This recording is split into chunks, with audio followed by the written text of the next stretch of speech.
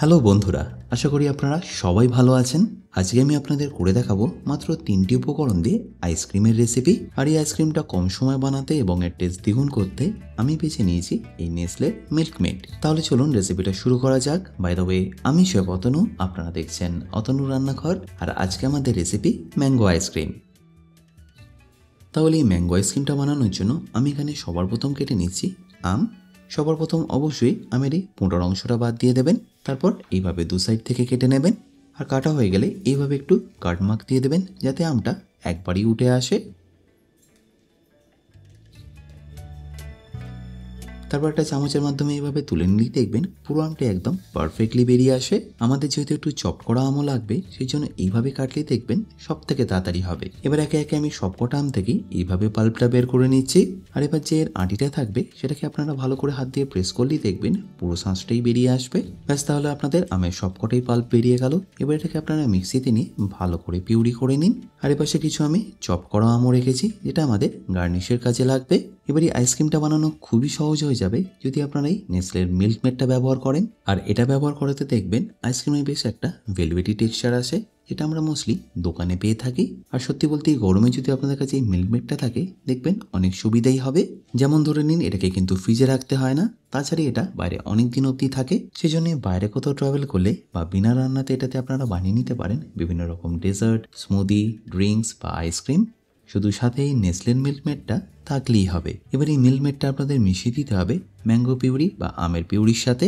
আপনারা যতটা মিষ্টি পছন্দ করবেন সেই অনুযায়ী এটা দিয়ে দেবেন। ব্যাস, তারপর এটাকে আমের পিউরির সাথে একবার ভালো করে মিশিয়ে নিন। আর এটা একদম ভালো করে মেশানো হয়ে গেলে তুলে নিয়ে সাইডে রেখে দিন।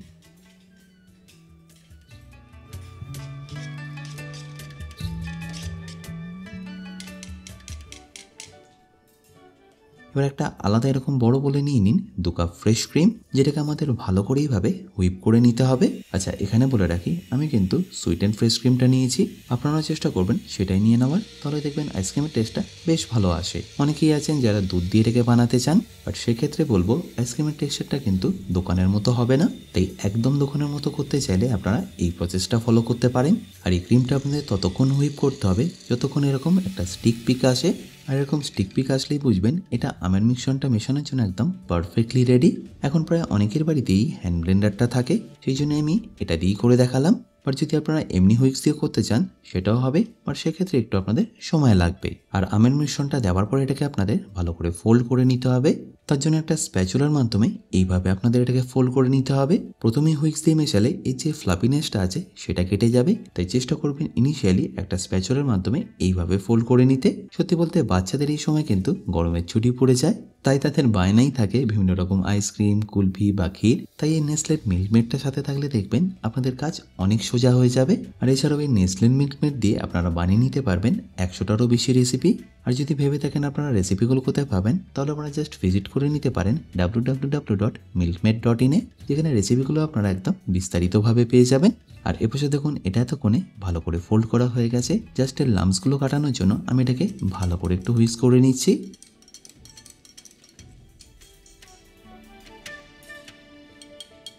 আর হুইক্স করা হয়ে গেলে আমি এরকম একটা আইসক্রিমের ট্রে নিয়ে নিয়েছি আইসক্রিমটা জমানোর জন্য। এবার মিক্সচারটাকে আস্তে আস্তে এর মধ্যে আমাদের ঢেলে দিতে হবে। একেবারেই পুরোটা ঢেলে দেবেন না, হাফ ঢেলে নেওয়ার পরে আমরা যে আমের কুঁচোগুলো রেখে দিয়েছিলাম সেগুলোকে এখানে দিয়ে দিতে হবে। আর দেওয়া হয়ে গেলে জাস্ট এইভাবে একবার ট্যাপ করে নিন যাতে এই আমের মিশ্রণটা ইকুয়ালি স্প্রেড হয়ে যায়। ব্যাস, তারপর এর উপরে দিয়ে দিন আমের বাকি মিশ্রণটা। বুঝতেই পারছেন এটা বানানো কতটা সিম্পল। হাতে 20 থেকে 25 মিনিট সময় থাকলে আপনারা এটাকে ইজিলি বানিয়ে নিতে পারবেন। আর আইসক্রিম জমানোর পরে যে আইস ক্রিস্টালের ভয়টাও থাকে সেটাও থাকবে না। খুব সহজে এটা জমেও যায় আর আইস ক্রিস্টালও জমে না। আর ফাইনালি আমি একটু আমের পিউরিও তুলে রেখেছিলাম, যেটাকে আমি এইভাবে দিয়ে গার্নিশ করে নেবো।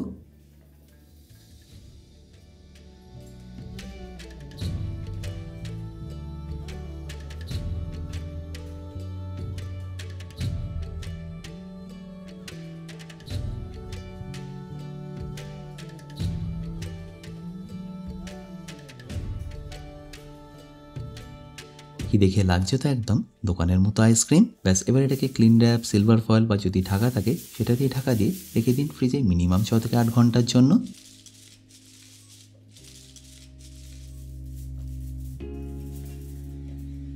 আচ্ছা, এবার আমি 6 থেকে 8 ঘন্টা পরে এটাকে বের করে আপনাদের দেখাচ্ছি। দেখুন আইসক্রিম কিন্তু আমাদের পারফেক্টলি রেডি। দেখুন কি সুন্দর লাগছে দেখতে, একদম দোকানের মতো হয়েছে।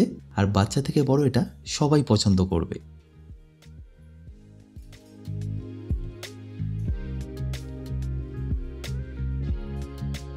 আশা করি সিম্পল রেসিপিটা আপনাদের নিশ্চয়ই ভালো লাগবে। আর ভালো লাগলে প্রতিবারের মতো আমাকে কিন্তু কমেন্টে জানাতে ভুলবেন না। বাই দ্য ওয়ে, আমি শেফ অতনু, আপনারা দেখছিলেন অতনুর রান্নাঘর। দেখা হচ্ছে আপনাদের সাথে আর একটা নতুন রেসিপি নিয়ে নেক্সট এপিসোডে। ভালো থাকবেন, সুস্থ থাকবেন।